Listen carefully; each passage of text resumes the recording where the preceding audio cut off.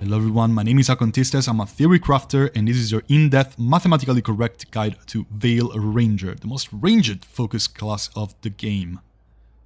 Your first choice, aside from picking Rogue as your starting class, is gonna be Factions. And let me tell you right here, right now, faction choice is not too impactful. You should really choose this based on what you enjoy the most for lore reasons, but if you really want to min-max, then I think Shadow Dragons offers something the other factions do not, which is momentum regeneration, a really premium stat that you cannot really get a lot of it elsewhere unless you're talking about late game gear, and even then it's kinda suboptimal to get that instead of other stuff. Another very good choice for you is Veil Jumper, increasing critical and weak point damage, which is gonna be basically all of your damage. And the only thing I have against Veil Jumper is that you can get weak point and critical damage pretty much in every single piece of your gear, so these bonus tend to become a little bit overcapped. It's not something you can get too much of course, but then again there are better options like momentum generation. Another good choice is Moon Watchers to increase your shock damage by inflicting another stack. This is not a huge amount of DPS that you're gonna get from this. It's acceptable, but you should really go for Moon Watchers if you want to inflict more than a single status effect. You can do it with this build by tweaking it here and there, but I think you're gonna lose some DPS, so I suggest the other two choices over this one. I don't think any other faction offers anything to the table more than these three, so I'd suggest against them. But then again, choose based on lore reasons, don't think this affects the game too much. And let's get into the next stage of this guide. Now let's get to the ability tree itself. I'm gonna give you an order of priority of abilities I think you should get early on, but feel free to change it up according to your personal experience. So I think you should focus on the bottom right, get Evasive Maneuvers into Reign of Decay, which is your most important ability, going straight into Keen Eye, which is really great. Reeling Bolt is also really good. And then taking Precise Power is also a great way to improve your damage. You want to get all the way to Hunter's Focus, which is probably the most important ability you can get. It really warps how you play. It's really, really good. Then afterwards, you want to go all the way towards Explosive Trap, grabbing Eclectic Armor on the way, which is going to become very important once you have some motivation. It's a lot of unconditional damage and it's just on the way. And then you want to get Rolling Momentum. Now that you have Rolling Momentum, you're basically never gonna have any issues with either arrows or momentum, since you can spam Explosive Trap. After that, you do want a way to get quickened, to get your Explosive Traps out even more quickly. On the way, you grab Triple Threat, which increases your ability damage unconditionally, and it's an advantage, which is gonna become important later on. And you get Swift Death, that grants you quickened every time you kill an enemy with a critical hit. Early on, you can also focus on Knockout. There's some particular gear that considers your opponents to always be a low health. This is really useful, but it becomes way worse the later into game once you get easier access to precision with your gear. Afterwards, you want to get into Veil Ranger, and you do want to get Lightning Splash, which makes your Reign of Decay an insane ability, but then you want to focus on the left side. I don't think Compound is really good, I don't think Hamstring is really good either, but I do think that Archer's Rhythm and Sniper's Triumph are really great. It's kind of a toss-up, you can pick both of them, they're really good, and there's no real order of selection. I do think Archer's Rhythm is slightly stronger in the earlier stages, so I'd suggest taking this first, and then afterwards, once you get to level 40, you get the Sniper's Triumph and get into this particular side of the tree. The build is gonna skyrocket from now onwards, and just want to make your abilities better and gain easy way to get advantages. One of them is definitely Underdog's Bite, getting yourself announced damage. Another good one is getting precision after fighting Reeling Bolt, which is pretty much for free, since you're gonna crit with your precision if you have the piece of gear that I'm gonna show you that allows you to crit on abilities. You can get these later on, it doesn't matter. And you want your area abilities to become better, because Reign of Decay, it's an area ability. And then, most of all, you do want to get Control Providence. Each active advantage increases your control ability damage by 10%. This is absolutely massive. It's gonna be a huge upgrade of your damage, and you want to get it pretty much as early as you can once you start getting a lot of advantages. But talking about advantages, let's get into gear to show you what I mean with these decisions that I made on the skill tree. When it comes to gear, it's a little bit awkward talking about it in this game, since most of it is randomized. You kind of just use what you get. I'm gonna give you an idea about what's strong and some particular pieces of gear you can have on throughout the progression. One of them being Cutthroat Sword. Getting precision on perfect dodge is insane, and you want to have this pretty much always on. Critical damage is always really strong, and precision effectiveness and penetration is also really good. This is something you want to have at every single time. Precision lingers a little bit after you expend it, so that 25% bonus penetration is gonna be active while your stuff is gonna crit. Another piece you always want to have is Garb of Kingship. Of course, it gives you a lot of ability damage, but most importantly, advantage duration and plus 10% damage for each active advantage. You're gonna have a lot of advantages with this build, so you're gonna make really good use of this, and it's gonna improve your damage by quite a lot. This amulet is also extremely strong. Precision duration and precision effectiveness are strong in the early stages of the game, but then you get precision on enemy defeat, and this build starts to come together really, really nicely. You're gonna gain and lose precision in just the rhythm, killing enemies by hitting the damage cap with a single headshot. It's gonna be insane. You're gonna see in the showcase. And I think the best bow for the build is the reinforced longbow. This is kinda alright before getting to epic rarity, but once you get to purple, Weakpoint hits ignoring defense. You have no idea how much damage this is. This is better than pretty much every single damage bonus you can get in this game. Ignoring defense makes every other bonus you get mean more. That's the easiest way to explain it. And then on top of that, once it gets to legendary, each weak point you hit is gonna increase your weak point damage up to 200%, and you're gonna reach the damage cap so easily with this build. On your offhand, there's honestly not a lot of good choices.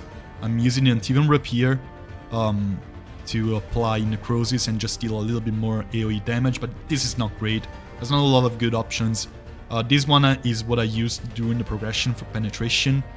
You can pretty much use whatever. I don't really use melee, and your offhand stuff is really, really focused on melee, so I don't really think this is just a very important choice. The same thing is for the light helm or heavy helm that you're gonna use, because if we're talking about medium headpieces, there's a lot of medium pieces that are really, really strong, but you cannot use them because you have a medium armor, and you're gonna want to have eclectic armorer. So I'm just gonna use the Warhead, Recruit's Warhead, for a little bit more damage against High Health, which is the main status in which bosses are gonna be. So you're gonna make use of it, and it's gonna be nice. Not really too significant. And as for rings, I don't think there's much better than Graven Opal and Brassroot for shock damage and ranged damage. And then for the belt, you just want something that gives you advantages. Here I'm gonna have resistant and immovable, because I think those two particular advantages are pretty hard to get compared to the rest for a rogue. So I'm gonna use this, and I'm gonna have basically every time I use a potion a 20% damage bonus, which is pretty nice. Runes are honestly just use what you want. Runes are very unimpactful, I forget very often. I really think Escalate is pretty decent because Reign of Decay is a continued ability, and dealing more damage is just great with it. It's a decent one. I use it sometimes with Explosive Trap when I want to make sure I kill an enemy to gain precision, but I don't really think these particular pieces of gear stand out a lot. Now let's talk about companions, which are pretty much an extension of your own build, and this particular one has a couple very good ones. You pretty much at every single moment you want to have either Davrin or Tash. I prefer Davrin because of this particular ability over here. On Detonation, this ability's cooldown is reduced by 50%, and I'm talking about that from above, which detonates Weaken, which you're gonna apply, and you're gonna want to Mage to apply it as well. Davrin just detonates a lot. Davrin just has a little bit more utility than Tash. When your damage is so high, you just want a little bit more utility, honestly. And his Battle Cry firing on its own, it's a little bit of a old Dan moment that it can save your life, and I just kind of enjoy it overall, especially with Death from Above gaining Rally Party on you every time it detonates, and by having a very short cooldown, since it's gonna get halved, you're gonna get Rally Party pretty much with 100% uptime. I think Davrin is really, really strong for this, and you want to pair him with a Mage, and there's two choices that are better than the third. The third choice is Emmerich. I don't think Emmerich is particularly good. I think he's nice in the early stages because he can give you momentum per second before you get your abilities that give you a lot of momentum. And then after that, he just gets kind of outshined by the other two mages.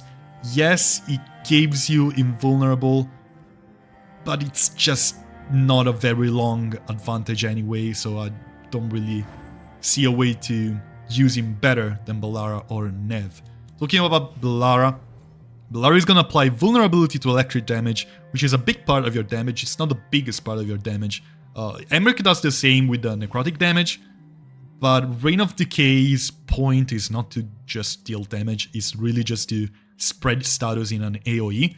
And what Bellara does better than Emmerich is damage, because with Galvanized here maxed, she's gonna deal a lot of damage for each shock stuck on the target, which is basically always gonna be maxed. She's gonna apply shock herself with Galvanized here, and it's also a grouping ability. It really synergizes so well with your build, and there's really little reasons not to use her if you can and want to use her.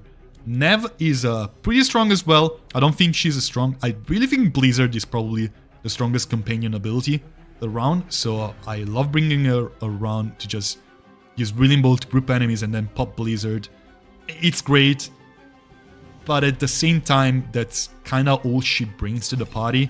She does bring some Weakened by herself, which can be really, really good with Davrin to proc more detonations and have just a little bit better uptime on Rally Party, but I don't think it's mandatory. I think Bellara just gives you more damage, and oftentimes that is enough. As for the other party members, I think Lucanis is the only one worth considering, and the reason is Abominate, reducing target's defense by 15. This is massive on bosses, but by the time you get to the late stages of your build, this is not gonna be really good. Getting enhanced damage every 60 seconds for free might sound really good, and it is in the early stages of the game, but by the time you get your build going, you're gonna get ways to get enhanced damage way easier, and this is just not worth it anymore. As for Harding, I'm sorry, I love Harding, but she's just not really cut for this build. You can do some weird stagger stuff with her heavy draw being permanent, but all things considered, she's just not really good synergy with this. And yeah, I think this is all for what the build is about. I'm gonna leave you with a little bit of a showcase of a Hall of Valor gameplay. Hope you're gonna enjoy it. There's a lot of stuff you can do with this particular build, a lot of fun you can have, and just enjoy the showcase. Is that a chill in the air? Please give an ice cold welcome to the darling of Dogtown, the winter from Tevinter, Veilguard!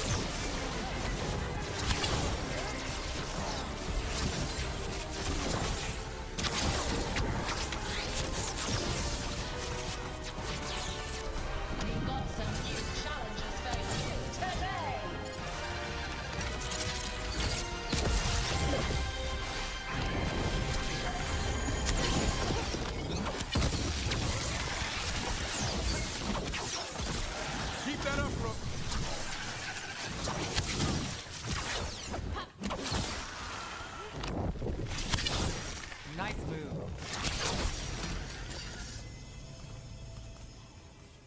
They invaded our country. Will they conquer the Hall of Valor? Find out as the Archon and Prowess fight!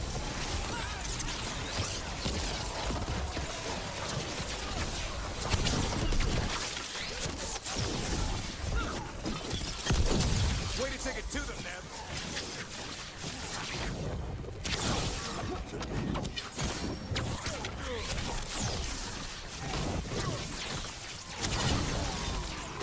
Look left.